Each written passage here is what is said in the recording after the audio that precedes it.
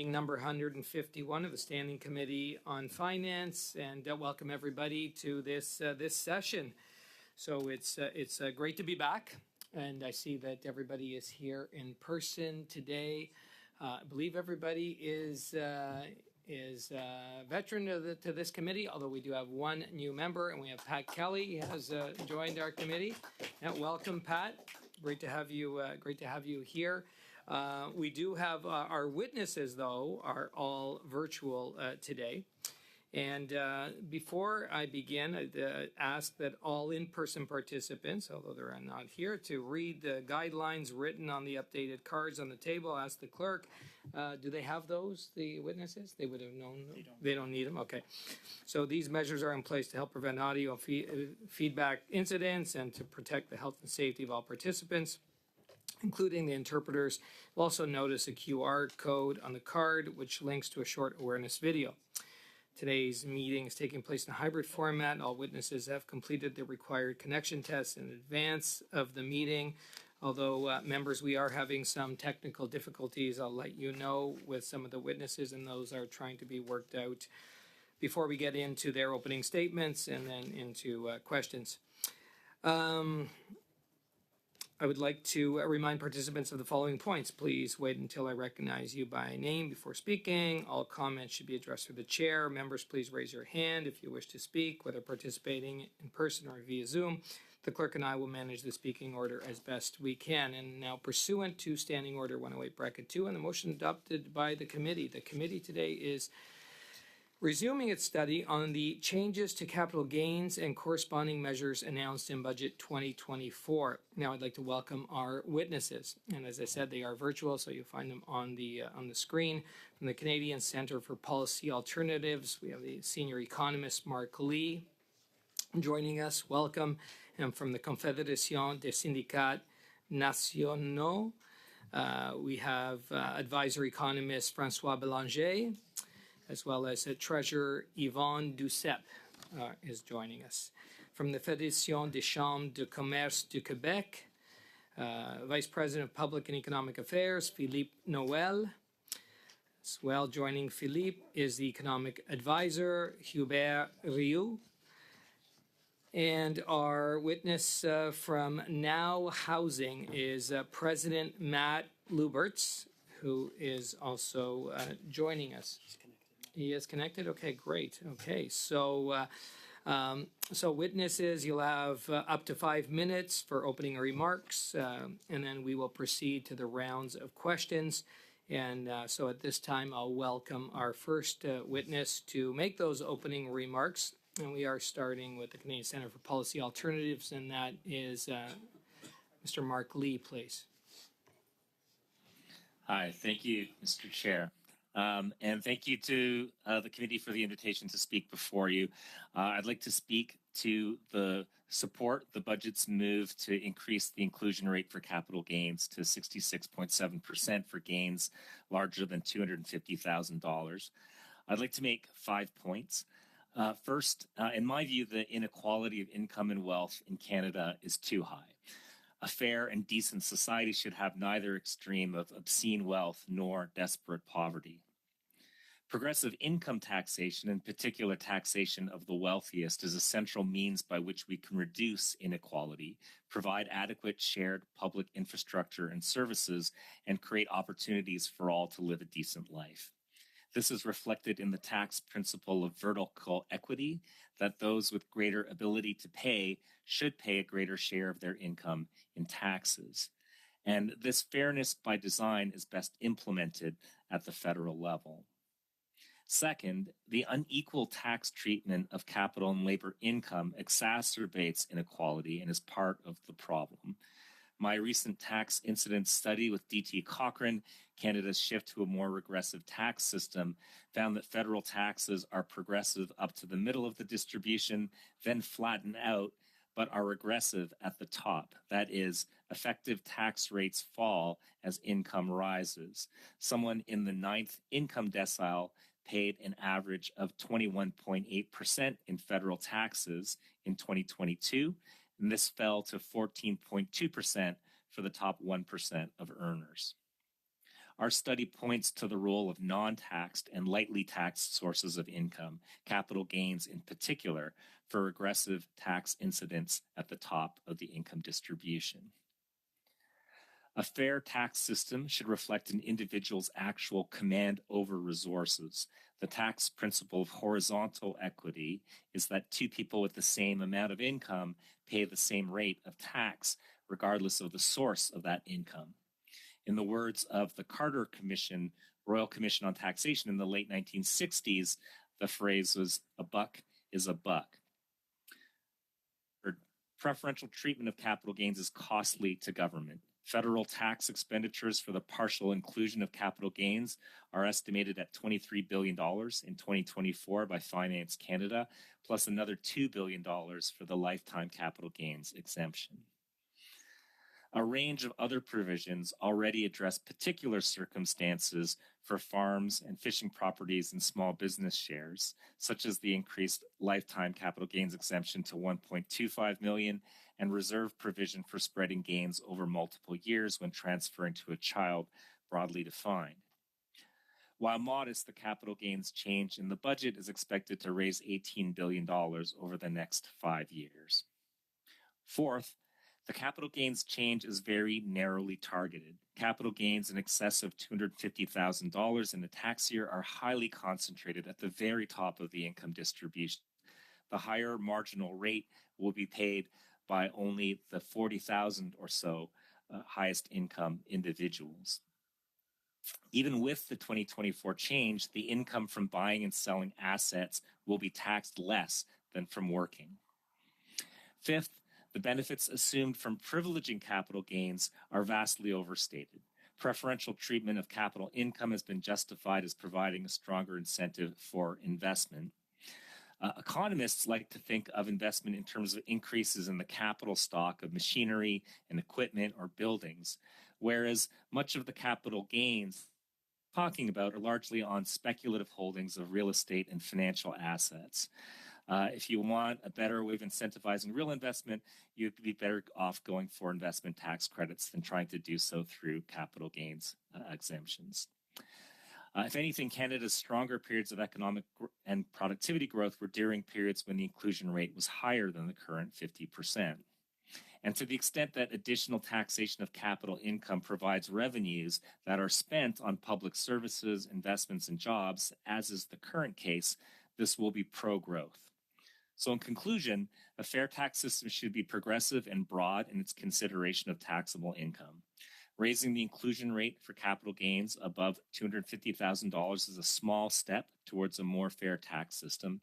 It increases the progressivity and fairness of the federal income tax system while only affecting a small handful of wealthy individuals. If anything, the Government of Canada could go further. Thank you very much.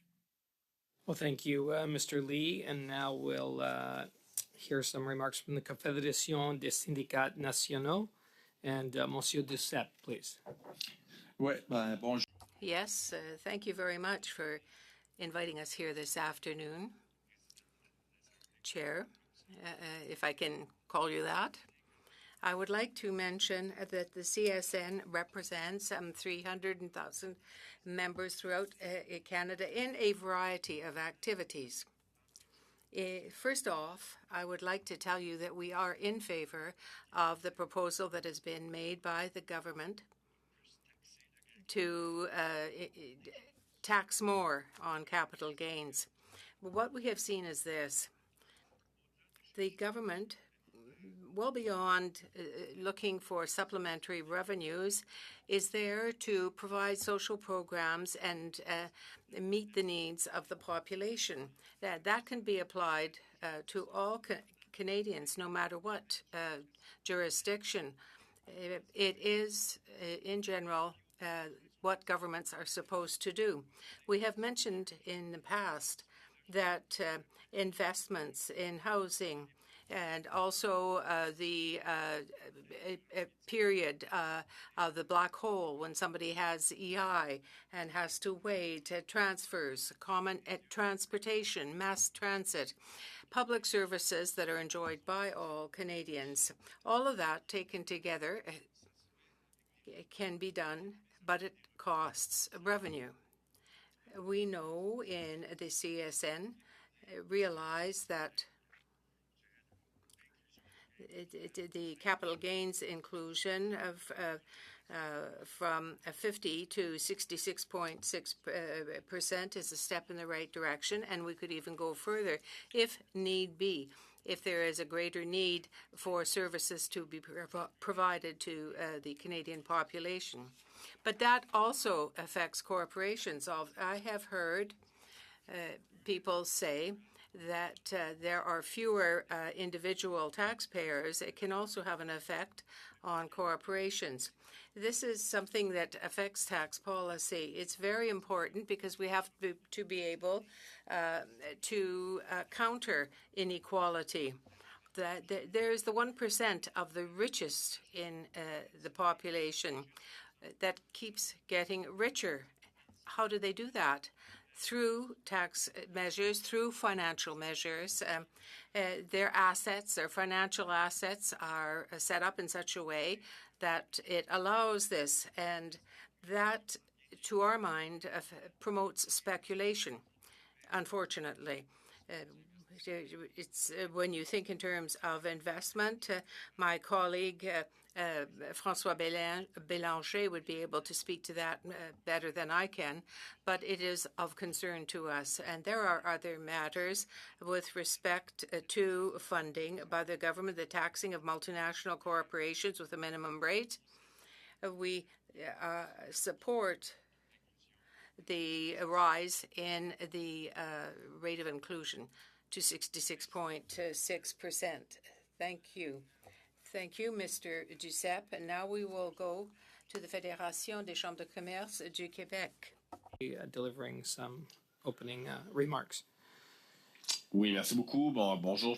Yes, thank you. Thank you. I'm Philippe Noël, Vice President, Public and Economic Affairs for the Fédération des chambres de Québec. The Chambre de Commerce du Québec. I'm accompanied by my colleague, Hubert Rioux, who is the economic advisor for the FCCQ and head of entrepreneurship and financial services.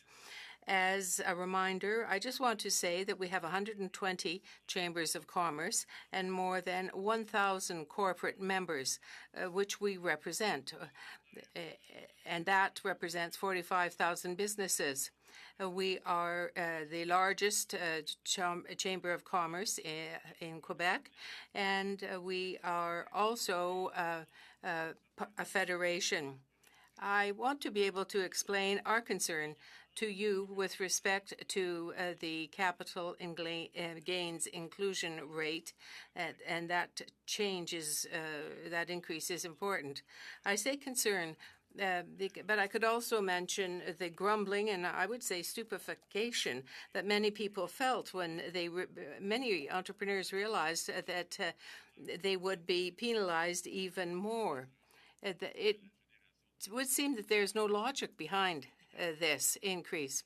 And in fact, when you take a look at it, it's clearly an effort to counter the budgetary deficit that this government has run. Firstly, the financial sector, particularly venture capital, will be the first to be affected. In this industry, which is essentially maintaining a strong entrepreneurial ecosystem, a highly profitable exit can help offset the significant losses generated by risk-taking inherent in investing. It might deter new projects, and that is what we in Quebec call entrepreneurial recycling that would be hampered since it is generally through a sale of shares that entrepreneurs are able to reinvest in venture capital or create new businesses. And that will also affect small and medium-sized businesses at this very historic period of time. We have, as I said, 64,000 businesses with employees across Canada. For many career entrepreneurs, selling shares is the centerpiece of planning for retirement.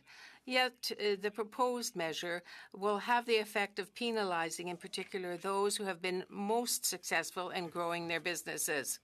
The entrepreneurial incentive will not suffice to counter this, notably because of the size of the excluded sectors, the ineligibility of businesses, and the fact that it will be spread over 5 years. The government is seeking to stimulate investment at this moment and productivity in Canadian businesses. Yet we join many experts in saying that these are contradictory intentions. In its own report, the 2024 Tax Expenditures Report, the Department of Finance explicitly stated that the objectives of the partial inclusion of capital gains would encourage investment and support competitiveness. While it's true that capital gains taxation is higher in many OECD countries, but it would not be fair to say that it wouldn't exacerbate our significant lag behind many of these other states. Finally, from the point of view of many of these companies that we represent, there was no reason to rush things and impose such a hasty effective date as June 25th. This imposition forced many entrepreneurs to review in haste their estate planning and retirement plans. We're asking the federal government to reverse this decision retroactively to June 25, 2024. Failing that, we propose that a floor of $500,000 indexed to inflation be applied to the increases in the capital gains inclusion rate for small and medium-sized businesses, and that the incentives to Quebec entrepreneurs and Canadians be extended. Thank you all for your attention. We are here to answer any questions you may have. Thank you. Thank you, Mr. Noel. Hear from Now Housing and Mr. Matt Luberts before we move to members' questions. So, Mr. Luberts, please. Oh, you may be on mute, Mr. Luberts. Is that better? Can you hear me now? Yeah, we can. Okay, thank you. Hello, ladies and gentlemen, boys and girls, ministers, and people experiencing homelessness in our communities. I'd like to introduce myself. I'm Matthew Luberts. I am the president and CEO of Now Housing, which is a modular home builder in Ontario. And we specialize in affordable housing solutions for all. We build transitional cabin communities for our homeless, as well as apartment buildings and homes for our housing rental market, which is very much needed. Our goal is to help alleviate the housing epidemic we are facing in this country. First, let's list some of the facts. Canada is the second in the world for living and quality of life, and I would like to thank our government for keeping that standard up in our country. Of the G7 countries, Canada is the second wealthiest and is heavily investing in infrastructure as well as tapping into our resources up north to provide us a fantastic future. Canada is the second largest country in the world, and we can fit all of the European countries from the European Union twice over on our landmass. Our population is about 10% of all the European countries at about 40 million, and they are at about 440 million. In other words, here in Canada, we have the resources and we also have the money to do a good job, or even better than a lot of the European countries that have eliminated their housing issues or their homelessness problems.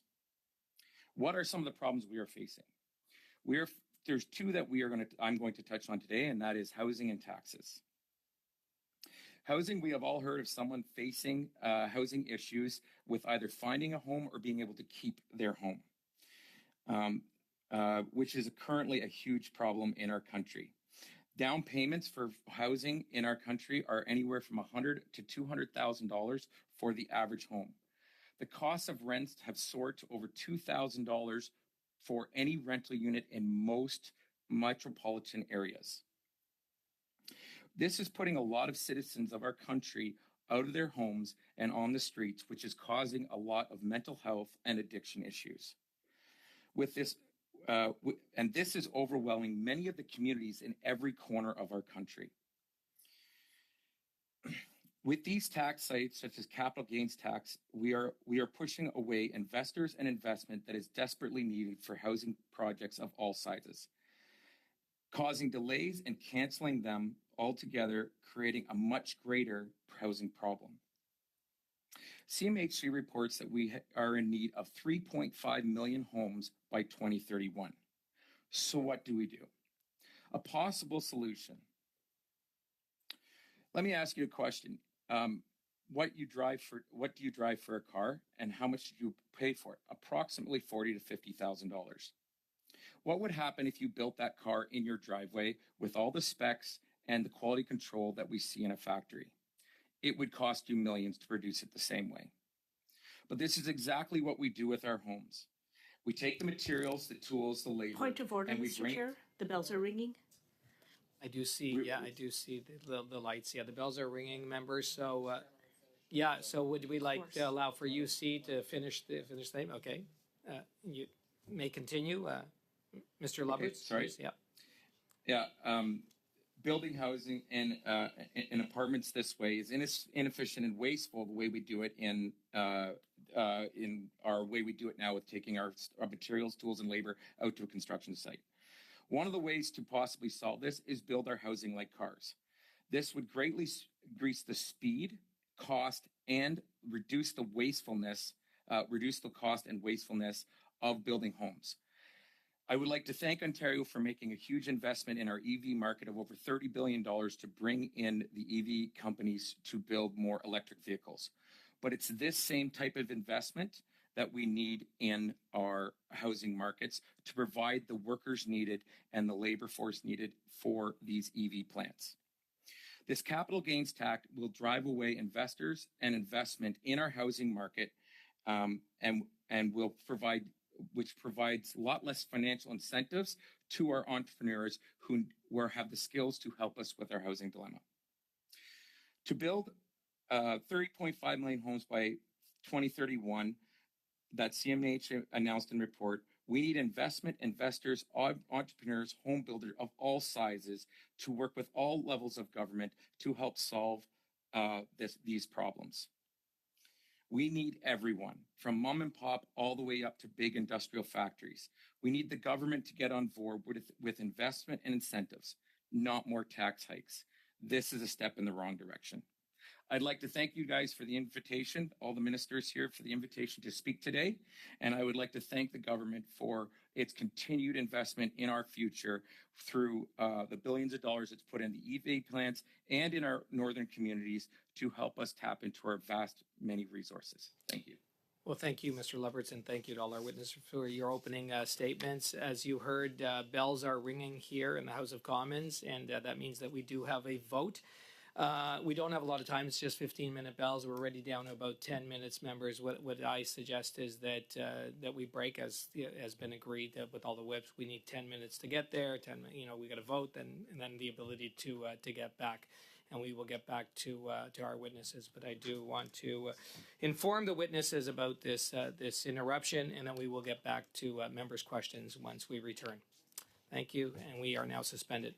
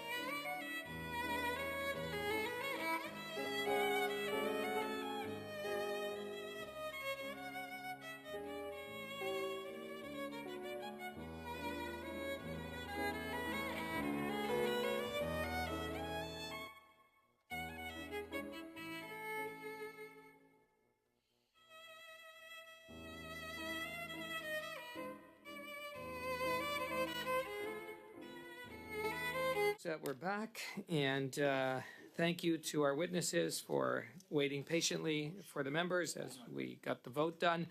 So we are starting in our first round of questions. Each party will have up to 6 minutes to ask questions, and we're starting with MP Kelly for the first 6 minutes. Well, thank you.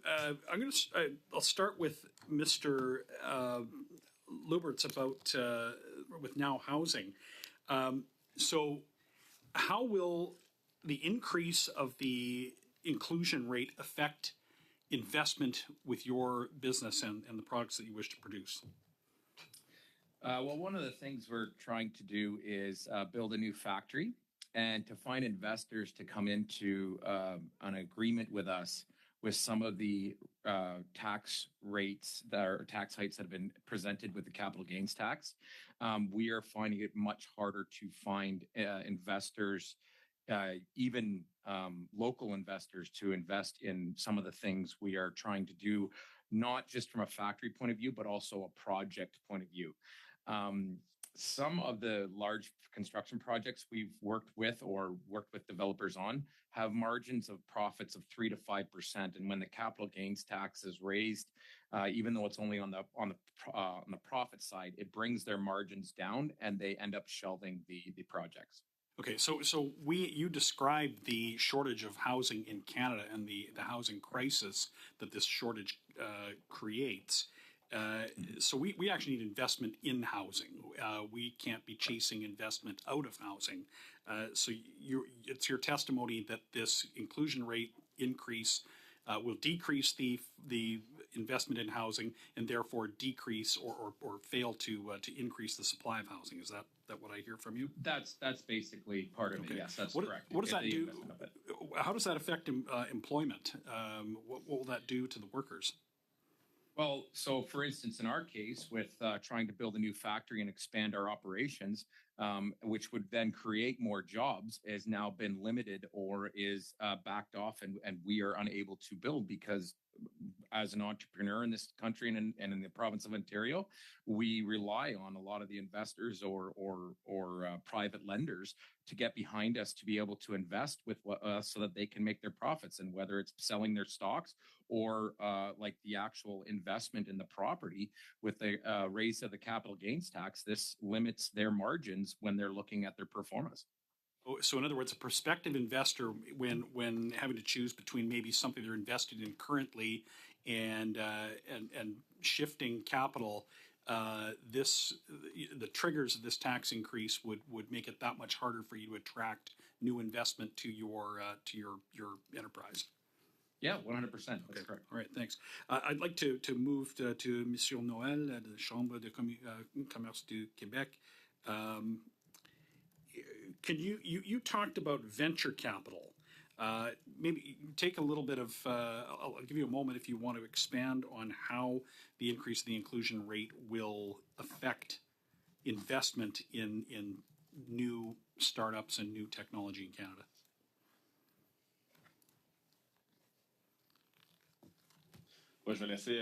I'm going to let my colleague answer your question. Thank you very much, and thank you for your question. The impact is quite clear insofar as venture capital is a recycling of capital gains that have been realized through previous investments or previous entrepreneurial undertakings. For example, in the technology sector, those capital gains and the rise in the rate might have an effect of not encouraging the same level of investment in post-technology.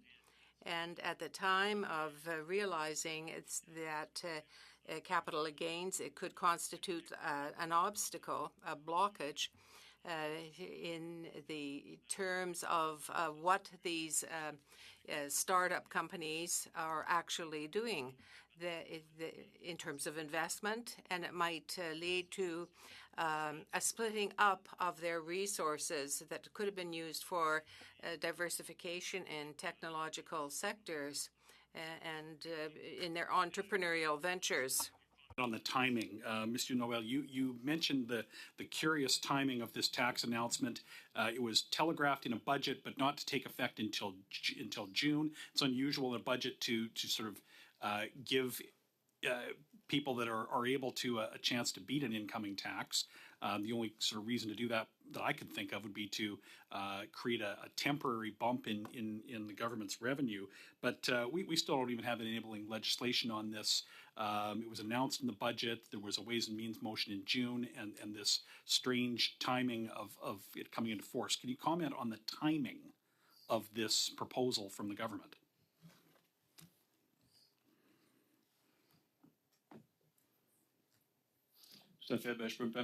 Well, maybe I could answer, Philip, if that's okay with you, Philip.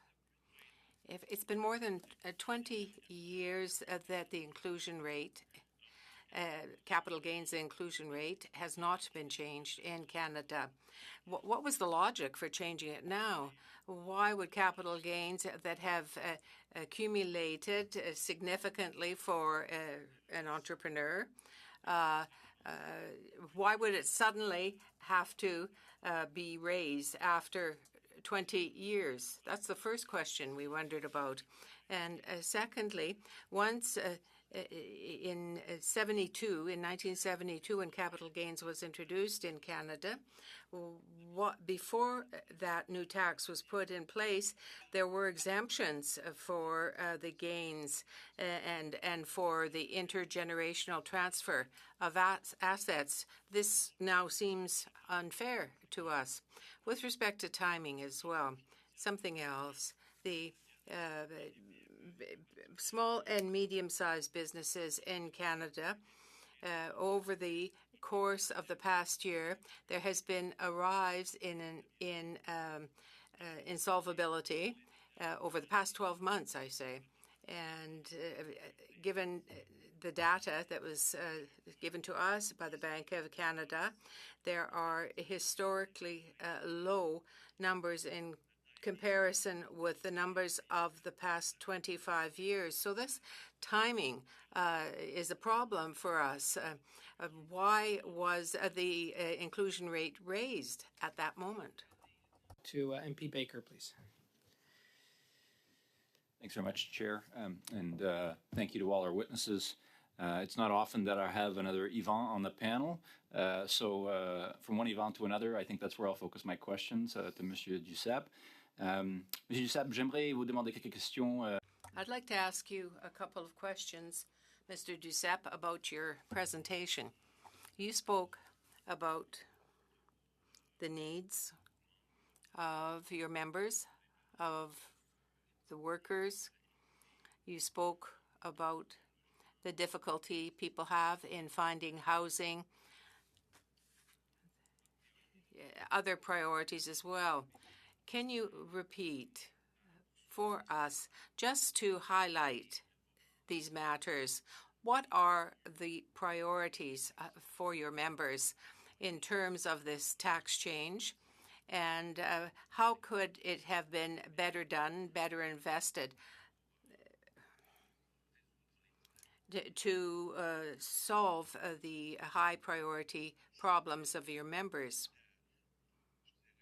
Well, I would say that the generational balance for us is to meet the needs of the population. There are needs in the population that have been partially met. As we read it, when, say, we talk housing, as I said earlier, the way we read it is you have to do as much as possible to invest in affordable housing. But for it to be affordable, the best way is, historically speaking, to invest in, say, cooperatives or other housing where you have housing of $2,500 to pay for a rent, or $250,000 for a house, where that you could produce a house which would be perfectly affordable and which would meet the needs in terms of the population. But with your 250,000 cutoff here for the profits, at the inclusion rate, it's running against this. It seems to me that the Canadian people should be able to have more affordable housing, and the government should work towards that end. Support like that, and support in other programs, for example, the dental care program, that helps the people in general. But to do that, you have to have revenue. And this is an example of what might be most useful to the people. Well, the members of the CSN, they earn about $50,000 a year. And to have to buy a $250,000 house or pay over $2,000 in rent per month, it's a great deal for them. Yes, there's a lot in what you've just said. How many of your members would have a secondary residence, would you say?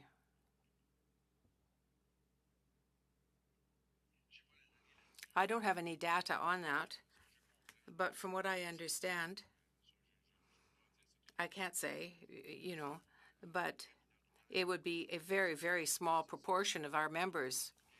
Yeah, there is the capital gains part that is exempted. And secondly, if people have a secondary residence, that would mean to our mind that there is a tax inequity. It's a way taxation for us is a way of, the tax programs is a way of spreading the wealth. This is to our mind how we see it. It's not necessarily having a cottage somewhere in the mountains. Okay. Vous parliez You were speaking about the need to invest in affordable housing. Why do you find that important? Why? Well, this is what it could do. I guess I'll say it this way. It freezes the value of the building. It cannot be resold to make a profit to someone else. From decade to decade, it's there. As very often, there's a rise in rent that goes from $2,000 to $2,500 a month, and so on. If that property could not be sold, that would allow for more affordable rents. Unfortunately, and I say very humbly, we have not done enough for many years now to that end. Thank you, MP Baker. And now to MP Samari, please. Oui, merci, Monsieur le Président. Thank you very much, Chair, and congratulations and hello to everyone, all of our witnesses who have been so very patient given this vote. I'm going I think I hear an echo. I don't know if the sound is acceptable. Yep. Maybe you can keep Okay. speaking. Oui, donc ça. Yes, there's still an echo. I still hear an echo. I don't know if the sound is suitable for the interpreters. We'll just suspend for a second, see if we can fix that.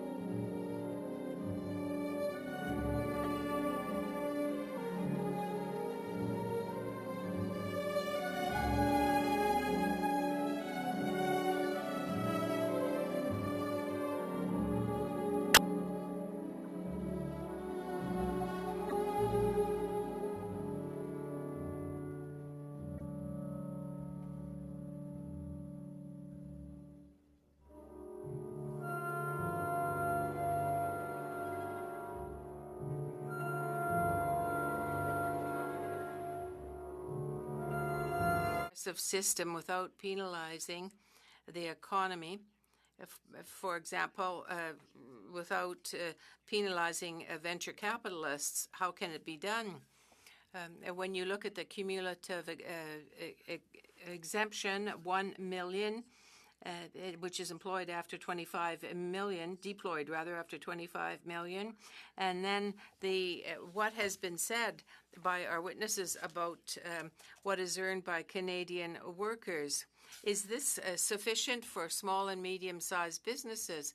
And what about venture capital, those entrepreneurs who deal in that, the floor of $1 million? Can you explain that? And then I'd like to hear the CSN on the general matter of this tax. Yes, Yvan, if you allow me, I will answer. We took a look at the pre-budget document that was presented by the FTQ as a document for the government, a consultation document for entrepreneurs and for business people. You were well advised to bring this up at the outset. There are some that had a lot of money at play here, and in less than 2 months, when this deadline was announced by the government, they were penalized. Many were about to retire or about to sell their assets, and they were faced with this very, very short deadline to respond to the government. The venture capital in Canada, if you compare with the OECD, I have to say that the sums that are involved are in terms of real property, productivity. All of this has been sliding since 2000. There's been a drop from 60 to 50%. In the United States, it's really the border there. Since 2010, you see that you're looking at about 78%. So for us, it's extremely important to be able to compete in terms of development. And I'm happy to answer your second question. Yes, well, the government has since 2000 has said by 2029 has paid more in terms of the incentive, the CEI, but there has been a problem. There are the costs of the sales that are realized. And for many business people, entrepreneurs, they are facing this percentage. It will be lower, 2.5 million. There will be many small and medium-sized businesses that will generate capital gains. That would be far higher. So for corporations per se, it will be about 30% higher than it was before June 25th. You take a look at the 300,000 businesses in Canada that normally file capital gains. It is an important matter. This is the reason why we are concerned. It's a matter of fairness, of equity for corporations as well as for individual taxpayers. Are you trying to tell me, Chair, that I have no more time, or can I ask at my next round of questioning the CSN? Next round, my questions, well, I'll hold them for the CSN. Okay, thank you, MP Zamari. And now to MP Davies, please. Thank you, Mr. Chair. Welcome to all the witnesses. Thank you for being here. Mr. Lee, I want to direct my questions to you, if I might. The Centre for Future Work published an analysis of capital gains measures this August, and I'd like to put some of its conclusions to you for your comment, if I might. Quoting from it, it says, very high-income Canadians receive a disproportionate share of total income, but they receive an even more lopsided share of total capital gains. In 2021, those with total income over $250,000, the top 1.5% of tax filers, received 61% of all capital gains. That is 40 times bigger than their share of the population. In contrast, low and middle income Canadians received hardly any capital gains. Those with total income under $25,000, one-third of all tax filers, received barely 1% of all capital gains. Those with incomes between $25,000 and $50,000, another 27% of tax filers, received 3.8%. Together, all those with total income under $50,000, which is 60% of all Canadian tax filers, received just 5% of all capital gains. Contrasting that, all those with total incomes over $100,000, which is 1/8 of the Canadian population, received almost 7/8 of capital gains. The conclusion, there is no other form of income more concentrated among the richest people in the country. I'd like your comment on that. Yeah, I believe that is that's correct. I've read Jim Stanford's report. We're concerned about the unequal distribution of income in Canada, and within that, the distribution of capital income is even more unequal. And within capital income, capital gains are the most unequally distributed. So I think there's some legitimate comments that are being raised by my colleagues on the panel, to me, particularly to the extent that, we don't want changes in tax policy to affect real investment. And by that, I mean investment in machinery and equipment and buildings, as opposed to speculative investments in real estate or other financial assets. So we should have an eye to those things, but generally speaking, we're talking about the very, very creme de la creme, but not even the top 1%, the top 0.1% of earners who are benefiting from these gains. And, again, for the privilege of having reduced taxation on those through both the inclusion rate and through the lifetime capital gains exemption, and a bunch of other rules that allow, if there are multiple owners to an enterprise, each of them gets to avail themselves of the full exemption. If it's passing on a family farm or a small business to a child, there are provisions for allowing that to be claimed over multiple years. So I think the finance department and legislation to date has done a good job of anticipating some of the unintended consequences. And the particular tax change now, by having the threshold at $250,000 for the higher inclusion rate, is very well designed.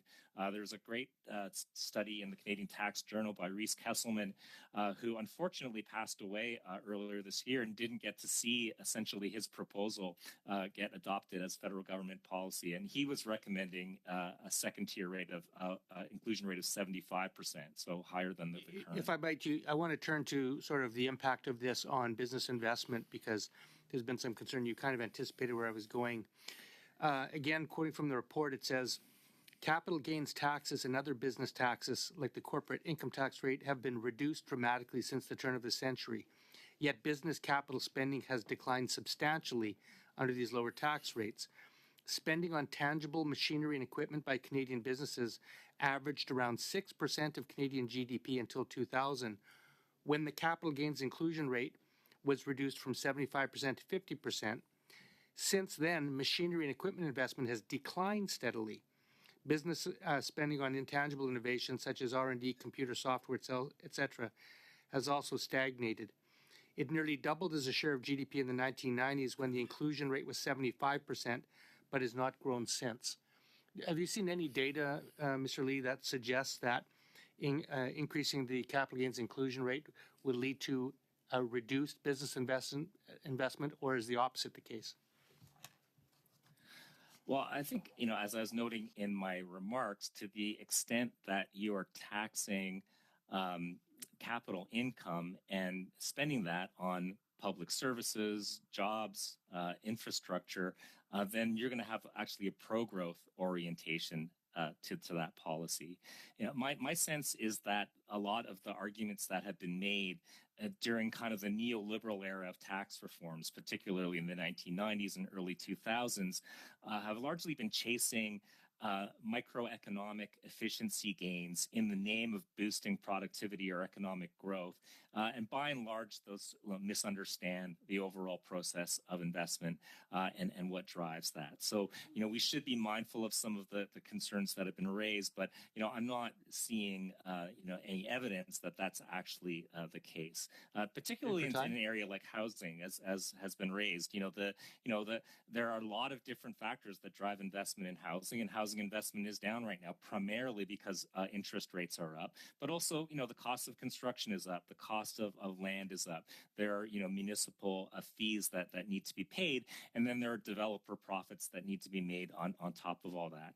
All of those things determine the hurdle rates for an ownership or rental property going to be developed. At the end of all of that, there may be some capital gains made, but those tend to be a residual. They're more like a windfall. So actually taxing them is a fair way of going about that. And that's why a lot of economists favor increases in capital gains taxes. Okay, well, thank you. And thank you, MP Davies. Members, witnesses, we're moving into our second round of questions. Just the times will be a little bit different. So we're starting with MP Morantz for 5 minutes. Thank you, Mr. Chair. Mr. Leberts, I want to start with you. I found your testimony very, very compelling.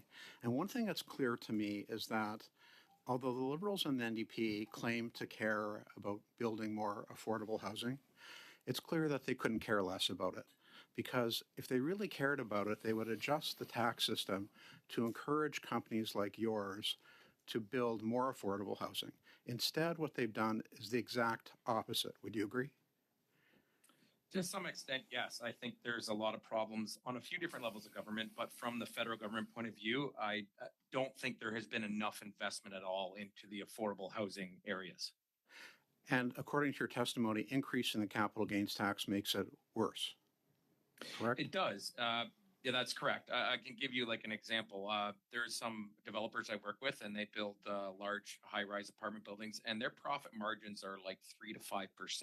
So they're taking high risk on very low margins of profit when they do the performance. And when they see whether it's municipal taxes or development charges or capital gains tax go up, all of these go into their margins on their performance. And when they reduce beyond the risk level that's acceptable by any investor, they have to back out of these projects. And they said that this tax will only affect 0.13% of Canadians, but the reality is it doesn't just affect suits, it affects boots on the ground on these construction projects that are being shelved. So that's correct. The very people that they claim to try and help, again, they really couldn't care less about, because if they cared about them, they wouldn't bring in tax changes that would actually hurt people. For example, in your About Us on your website, you build affordable housing for Indigenous peoples. According to your testimony, that means less affordable housing for Indigenous peoples, correct? Yep. Yeah. It says also you build low-income housing for people with mental health or addiction issues. Based on this tax increase, that means less affordable housing for those people too, right? Yes, that's correct. With the developers not being able to build just to go on, recent immigrants, the working poor, veterans, and racialized groups are being penalized because of the increase in the capital gains tax, because it will cause great companies like yours to build less affordable housing. Is that correct? That's correct. Okay. Thank you, Mr. Chair. Those are my questions. Well, thank you, MP Morantz. And now we'll move to MP Zerowitz for 5 minutes. Thank you so much, Mr. Chair. I want to say hello to all members. A warm welcome to Mr. Kelly, Monsieur Berthold. Welcome to the committee today. And I want to thank all the presenters for their excellent presentations. I found them all very interesting. Mr. Lee, I very much appreciated you starting off giving sort of your 5 key points about why you very much support the capital gains tax, the inclusion rate change. I'd also add that there's very much, and I think you alluded to that, but I just want to reinforce that there's very much a value beneath why it is that we actually decrease the capital gains tax.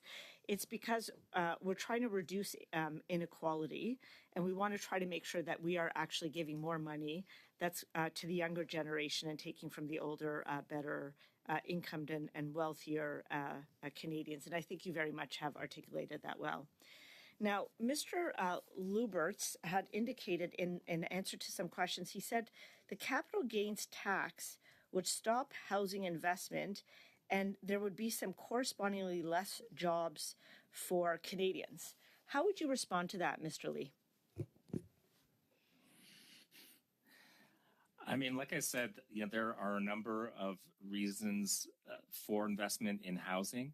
The main slowdown we're seeing right now in terms of housing investment is largely due to higher interest rates.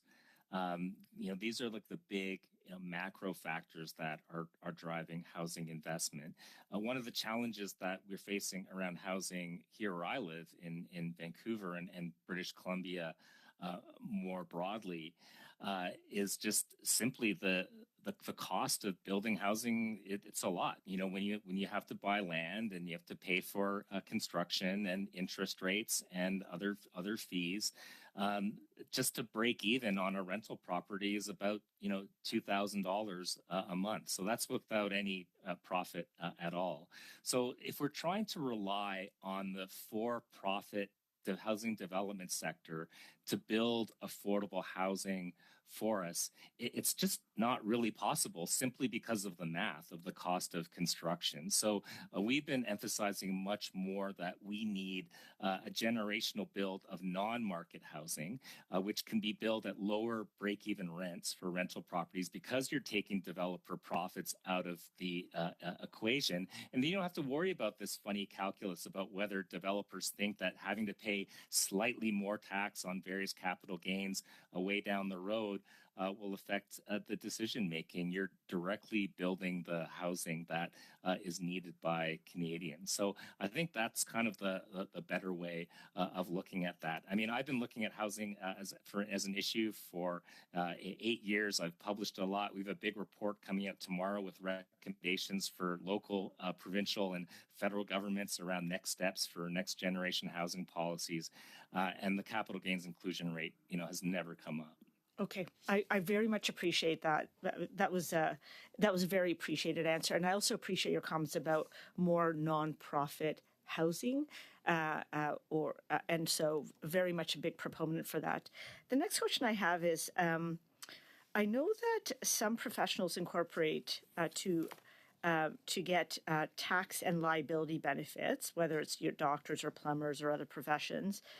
There's been criticisms that we're essentially killing working class jobs or hindering entire sectors as a result of the inclusion rate tax change. What would be your response to this criticism? I think the specific change in mind in the 2024 budget is so very narrowly targeted that it's hard to see the type of impacts that you're talking about, and particularly when a lot of the capital gains we're talking about are speculative forms of investment. They're not actually doing a whole lot to create jobs in the Canadian economy. If we do want a fiscal framework that is more supportive of investment in terms of various subsidies or other things, there are other things we can do, like investment tax credits, more specifically targeted. And you only get the benefit of those if those investments are made. To try to have all of that hang on capital gains inclusion rates seems to me very wrong-headed. Thank you so much. Thank you, MP Zerowitz. And now back to MP Saint-Marie. Oui, merci, Monsieur le Président. Thank you, Chair. For Mr. Duceppe and Mr.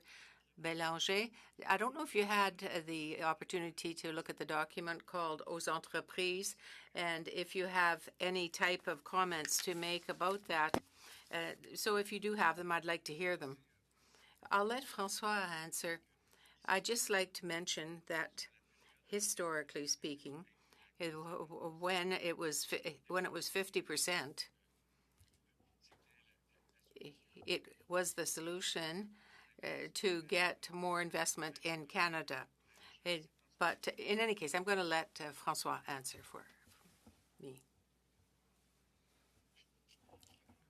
Thank you.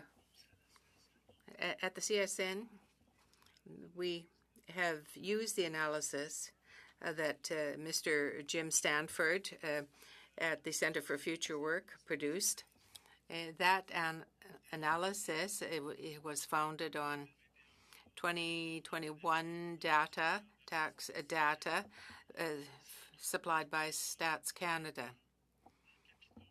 The capital gains are principally realized in two sectors of the economy, very specifically the financial sector and the financial intermediation sector, which represents 25% of capital gains in Canada.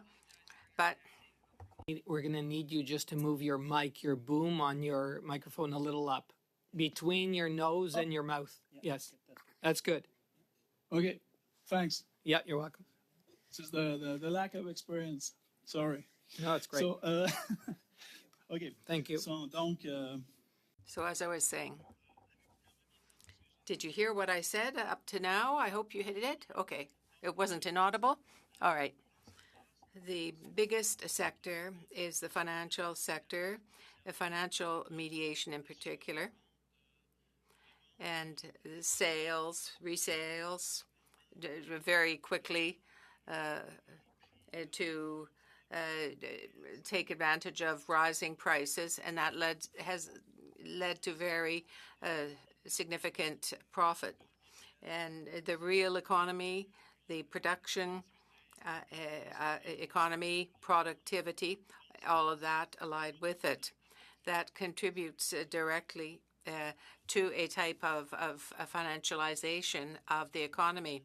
Now, the other kind, according to the analysis that was done, was the real property sector. It has accelerated over the past years. It represents 25% of capital gains. And this is significant. Half of them are not taxed. 50% are not taxed. In 2017, that was the case. But around that, there are other gains. It's purely the gains that are realized on financial transactions. Those two sectors occupy 60% of all capital gains in Canada. People who say that will have a negative impact on the growth of technological startups. Well, the analysis has demonstrated that in 2022, that sector had more than 20% of capital gains in Canada. So it's certainly not one of the main means of their funding themselves, but nonetheless, Mr. Lee might be able to intervene because he could be more specific about it, about the tax credits and so on that exist to encourage venture. Thank you. Thank you. Merci. And now to Merci. Somebody and MP Davies, please. Thank you, Mr. Chair. Well, I'm going to pick that up and back to you, Mr. Lee, again, quoting from this report.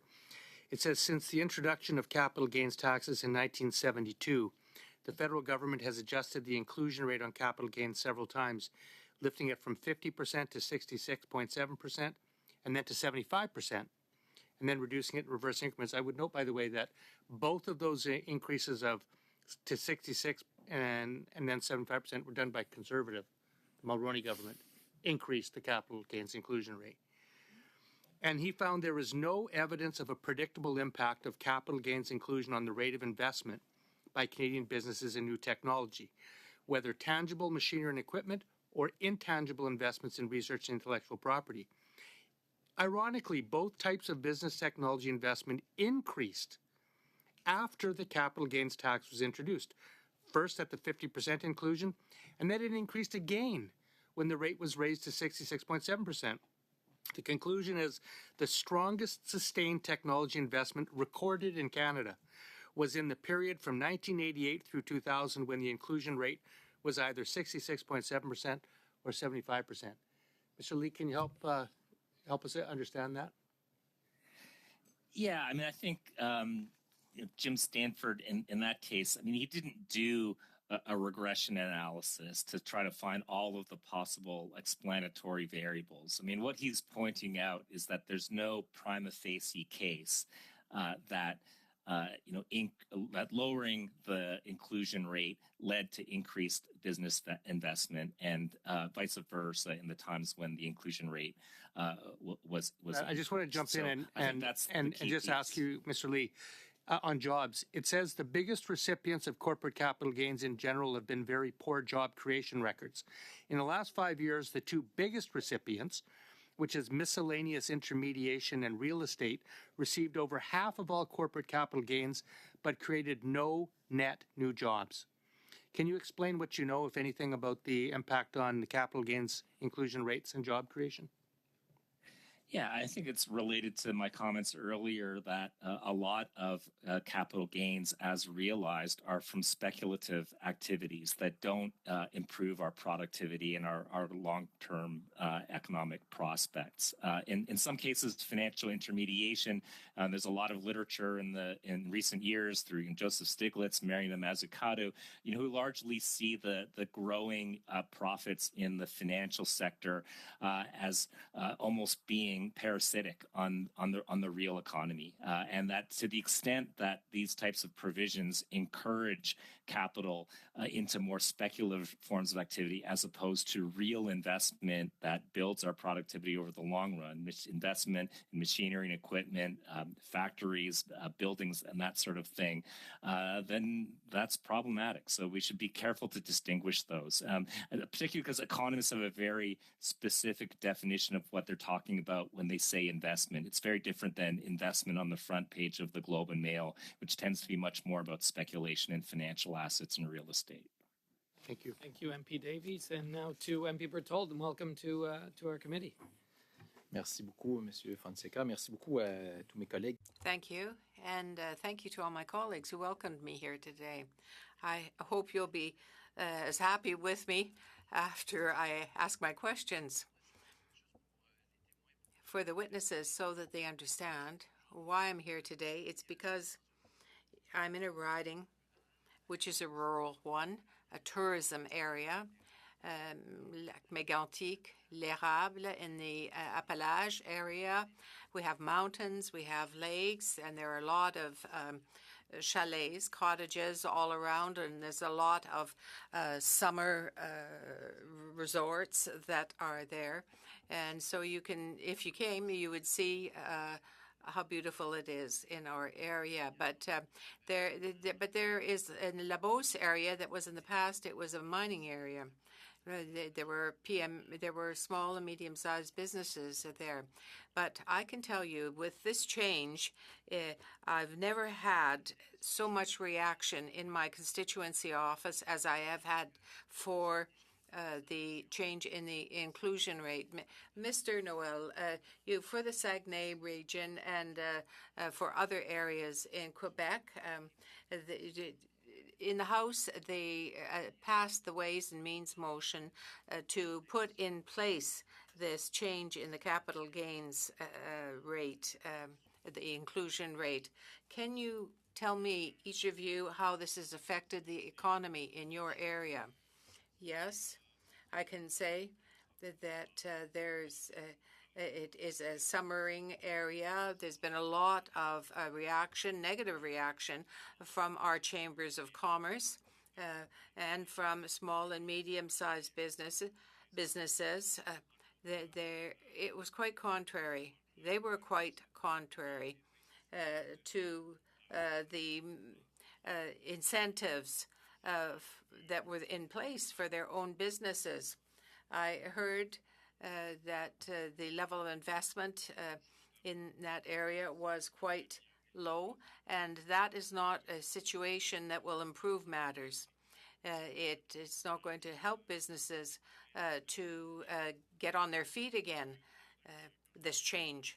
And When you compare Canada to OECD countries, in terms of research and development, we're just not as competitive as we should be. They don't have the access to venture capital to be able to do what is necessary to compete better. So that was in the federal budget. We had hoped there would be something. Well, generally speaking, would it be fair to say that this has created a negative impact? Yes. I can tell you that the people who have cottages or chalets in our area are not all millionaires. These are cottages that were handed down from their parents, and to allow them to benefit from a source of retirement funds, but also to pass it on in the family. We have small and medium-sized businesses. Our workers, everyone's complaining about this new change. These are properties that are not enormous ones. Well, we hear much of the same thing from business as well, a lot of criticism. There is high taxation for business, and this is just another weight that is added to the total burden, the tax burden. We want to be able to improve things, to improve the economy, and say to improve tourism in areas like yours, regions like yours. This is something that is definitely not favorable for our economy. And it's not necessarily multimillionaires that have these residences there. These are people who are average, and they had hoped to count on this as a source of income for coming years. Do you think that this is a negative source, an effect on the economy, this type of measure? I'll let my colleague answer. Quantitatively speaking, it would be difficult to say, to calculate the specific impact because we don't have all the numbers yet, all the data. This CEI was put in place as an attempt to compensate a little bit, but we don't have the statistics yet. I don't think that the owners in this sector of this type of business would be the richest portion of the Canadian population. I think that there should be greater fairness with respect. And just to come back on a certain number of things that were said, capital businesses are there, and the creation of assets has a great significance. It's not always speculative investment in terms of selling, buying, and selling again. There is the rise in the capital gains inclusion rate has, in fact, had a negative effect. It's a deficit for Canada if we compare ourselves to our competitors, and has had a very negative effect on small and medium-sized businesses. Thank you. Thank you, Mr. Berthold. Please.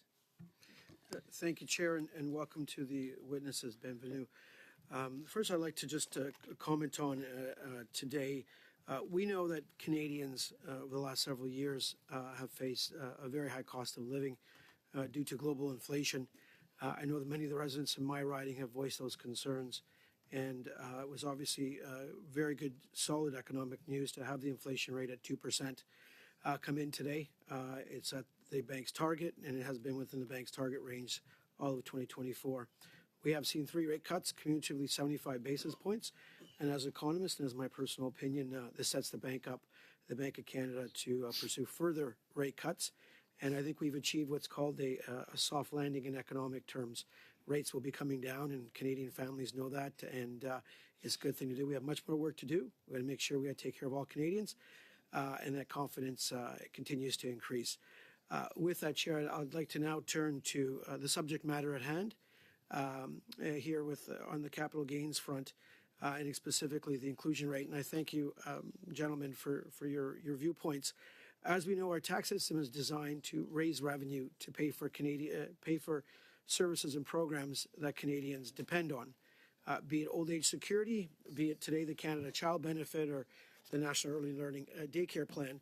But we also must design a tax system that does not distort, that does not provide perverse incentives for certain behavior to occur. And with differing tax rates for interest, dividends, and capital gains, that is what happens. On the capital gain inclusion rate being at the level it was, economic actors, as we use that term, would pursue such policies as surplus stripping. And I'm not going to get into the specifics of that. It'll be a little bit longer. But surplus stripping is a tax avoidance strategy used to garner capital gains instead of other forms of income.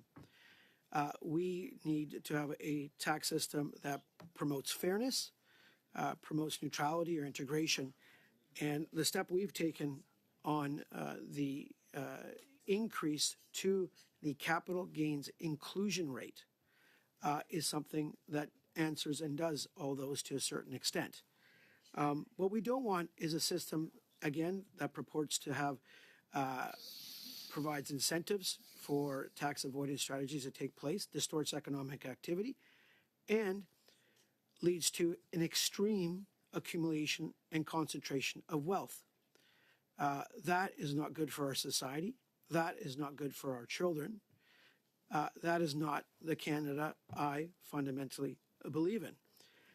So going from an effective tax rate, which is currently 25%, and moving that the effective tax rate up to a certain number higher, depending on the province that you live in, but still collecting, still being allowed to generate a lot of economic wealth, is something I believe that is fair, that provides more for a neutral tax system, that is progressive, and it allows us to fund the number of programs that Canadians depend on, everything from the Canadian Dental Care Plan to the Early Learning National Daycare Plan, to the Workers' Benefit, and to the seniors' benefits that go to thousands of seniors in my riding.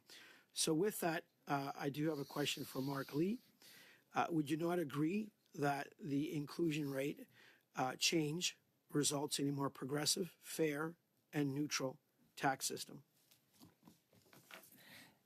Yes, the increase in the inclusion rate to 66.7% for capital gains above $250,000 is very narrowly targeted. It will fall on only a very small handful of very well-off individuals, only upon the time when they sell their assets, and is likely to have very few distortions as a result. In fact, economists have argued that by making this particular change, it actually reduces this distortion between that and dividend income. Yeah. And that is one of the things we want. We want to have neutrality so that people aren't going through complicated economic endeavors in order to make income look like capital gains so that it gets preferential tax treatment. Exactly, Mark. And in my remaining time, the argument that, somehow research and development or productivity over the last 3 decades has somehow been, there's a causation role between the level of capital gains rate and the level of productivity in our country. There are many factors that determine total factor productivity, human capital being one of them, capital being the other, and then the other component. And I've heard some of those arguments. I will disagree with those fundamentally. Our productivity for the last 3 decades here in Canada has been affected by a number of variables, not just solely on what the inclusion rate is. Would you agree with that? Yes, I would. I mean, there are many factors that determine investment and productivity. If anything, it's the broader macroeconomic factors the overall level of interest rates, the state of government debt and deficits, that these tend to drive economic factors much more than these looking for narrow efficiency gains through tweaks in the tax system. MP Sorbara, we're getting close to the end of our time. We just have a few minutes left. I do understand that there's agreement to have MP Morris to ask the last number of questions before we can conclude today. Yeah? Okay. So MP Morris, please. Thank you, Chair. Thank you, colleagues. My question is to Mr. Lee. Mr. Lee, I really appreciate you making clear how very high income earners do receive the most capital gains. And so they obviously disproportionately benefit from the tax savings of partial tax inclusion. It's a big part of why I've supported this government's change to the capital gains inclusion rate, because it gets us closer to ensuring that the wealthiest in our country pay their fair share so that we can then address the crises that communities like mine are facing, from the climate crisis to housing. That said, I did hear questions from moderate income earners in my community this summer. I'd like to share an example with you and get your take on it. Ken shared with me he purchased a property decades ago that has grown significantly in value. He hopes to leave his property to his daughter when he passes, but as a result of the transfer, his daughter would be left with a significant capital gain tax liability without any increased cash flow. And that's, of course, increased due to this change. Ken shared with me he's not sure how his family would pay for that without being forced to sell a property that has significant sentimental value to them. So my question to Mr. Lee is, do you feel the government considered this impact on more moderate income earners like Ken and his daughter? And do you recommend any supplemental measures that could avoid unintended impacts of this potential loss of a property that holds, like I said, some significant sentimental value to the family? Yeah, I mean, I think it's first, important to point out that people who are declaring large capital gains are an incredibly privileged position in our society. I mean, I was just on the back of the napkin, so to speak, looking at $1 million in capital gains in Canada. Under the new rules, 625,000 of that million would need to be declared for income tax purposes, whereas previously 500,000 would have to be declared for income tax purposes. At the top marginal tax rate, if you look at it 50% nationally, federal and provincial income taxes, the difference is $60,000 on $1 million of income. So now maybe if you're talking about a situation where you're getting into millions and millions of dollars and it's all declared in 1 year, there may be some issues with that. But again, we're talking about how much of a discount we're providing compared to the 100% inclusion rate for earning income through wages and salaries. So I don't know that that's necessarily the core thing we need to be thinking about. I'd be interested in seeing specific examples of where this happens. There is provisions in the tax code, for like farms and fishing properties. When you transfer them to your child, they can be spread over up to 9 years, and thereby reducing the likelihood of amounts in capital gains going above that $250,000 threshold. So, in situations like that, to the extent that we consider them a public policy problem, allowing folks to average out those gains over a number of years is generally a good way of doing it. MP Morris, and thank you to all our witnesses for your testimony here today on the changes to capital gains, and we really appreciate it. Wish you the best with the rest of your day. Thank you very much. Thank you, everyone. That concludes, and we are adjourned.